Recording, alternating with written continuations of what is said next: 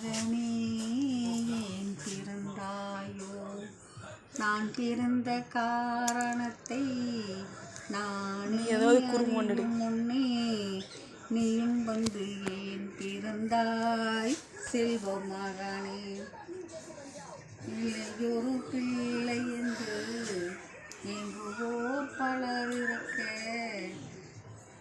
கைகால் விளங்காத கணவன் குடிசையிலே காதல் மனம் வீச வந்தாய் என்னையடா. காதலுக்கும் பெருமை இல்லை, கண்களுக்கும் இனிமை இல்லை, கடமையில் வீண்டெடுத்தாய் உன்னையடா.